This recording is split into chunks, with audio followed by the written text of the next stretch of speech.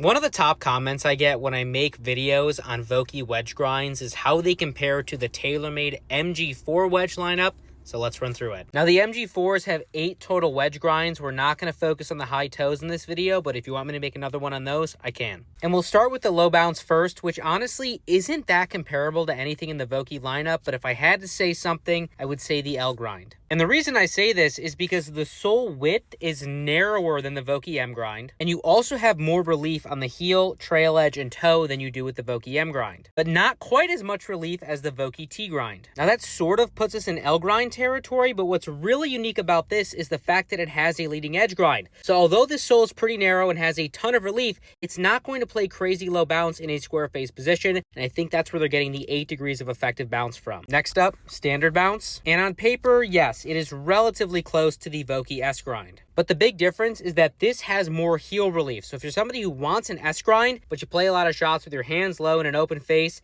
that's going to be really helpful. High bounce next, and because it literally just says high bounce, I think a lot of people would assume it lines up closely to the Vokey K grind. But I actually found the shape to be very similar to the Vokey D grind instead. And look, they don't really talk about it in their marketing materials, but this has a much more C-shaped grind than something that would just be considered high bounce. So I think this would be a lot more versatile than something like a standard K grind. Moving on to the low bounce V grind, which is one I think a lot of people assume is very similar to the Vokey T grind. But the biggest difference I saw between these two is that this front section on the T grind is narrower, and also it is shallower. So let's say the T grind's like this, the V from Taylormade is more like that. But it's not quite as steep as the actual V grind from Vokey. And the overall sole is narrower than the V grind. So I would say it's like if a T grind and a V grind had a kid. Another new grind for the MG4s is the standard bounce C grind, which I actually found lined up pretty nicely to the Vokey M grind. Then you've got the high bounce W grind, which again is one I think most people would think matches up to the standard K grind, but I actually think it lines up closer to the low bounce K grind from Vokey. And I say that because this is a standard K grind. As you can see, it's wide and has a pretty steep angle and a pretty high back edge. This high bounce W, on the other hand, is wide, but the angle isn't super steep, very similar to the low bounce K grind. And now to the stars of the show. You have the TW grind 60, which to me, width-wise and sort of sole shape-wise, matches up very similarly to an A grind. But the TW grind has two main differences. You also get a leading edge grind on this, which is going to make it more versatile in softer conditions, harder to dig into the ground. And I also think the TW has a little bit more heel relief. It's not a lot, I just saw a little bit. And lastly, you have the TW grind 56, which is sort of like a modified S grind, but it's more complicated than that because the sole of the TW is narrower, you get more heel relief, and then you also get another leading edge grind on this one as well. What I love about these is there's so many unique grinds. It is not just a copy of Vokey